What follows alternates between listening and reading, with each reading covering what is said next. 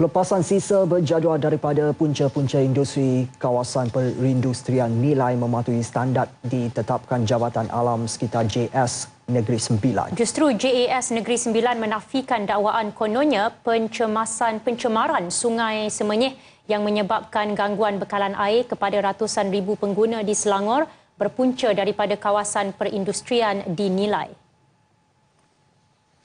Baiklah, kini saya berada di Sungai Buah Semenyih dan apa yang dapat kita lihat sekarang ini di belakang saya, keadaan Sungai Buah sangat-sangat keruh berkemungkinan akibat hujan lebat pada awal pagi tadi. Dan susulan daripada maklumat aduan berkaitan insiden pencemaran bau air mentah yang menyebabkan penutupan loji rawatan air mentah LRA Sungai Semenyih pada 23 Oktober lalu, Jabatan Alam Sekitar Negeri Sembilan JAS mengambil inisiatif dengan menjalankan siasatan bagi mengenal pasti adakah insiden pencemaran tersebut berpunca daripada kawasan-kawasan perindustrian Nilai. Justru JAS turut mengingatkan permis industri di sekitar kawasan Nilai supaya lebih meningkatkan dan memperkemaskan sistem pengolahan efluen perindustrian IETS di permis masing-masing. Pengarah JAS Negeri Sembilan, Nur Hazni Matsari bagaimanapun berkata pihaknya akan terus memantau pengeluaran sisa berjadual daripada kilang-kilang di sekitar Nilai. Dalam sidang media selepas mesyuarat bersama Kerajaan Negeri Sembilan dan Wakil Pengurusan Kilang sekitar Nilai di Seremban, beliau berkata pihaknya memandang serius isu pencemaran yang berlaku di Sungai Buah. Ia didakwa berpunca daripada kawasan perindustrian Nilai sehingga menyebabkan penutupan loji rawatan air LRA Sungai Semenyih.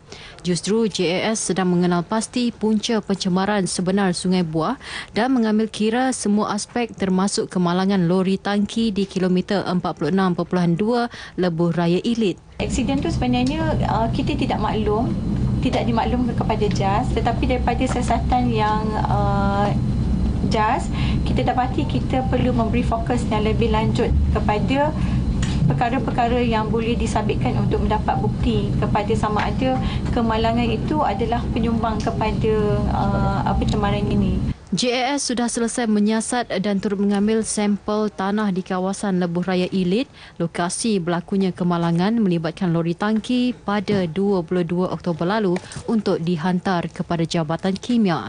Laporan Zuliana Hafizah Zulkifli untuk TV1.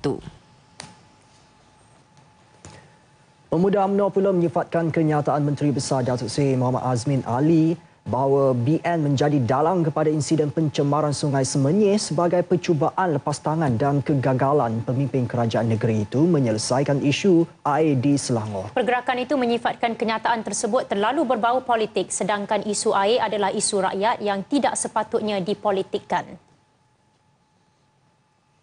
Jadi kita mendesak supaya Azmin hentikan blame game ni kerana ini isu yang melibatkan rakyat.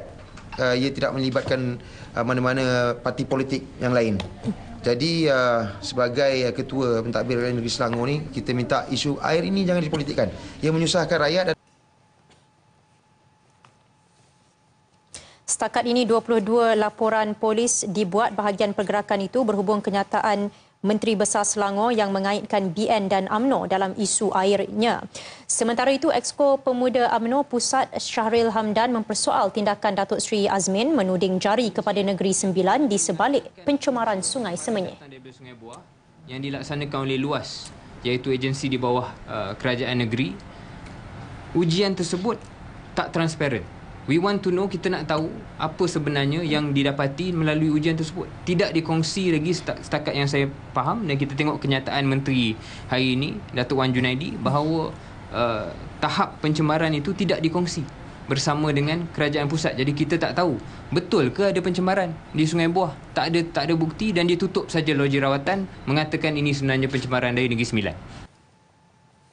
Jumaat lalu, LRA Sungai Semenyih sekali lagi ditutup buat kali ke-6 sehingga menjejaskan kira-kira 1.6 juta pengguna di 4 daerah iaitu di Hulu Langat, Kuala Langat, Petaling dan Sepang.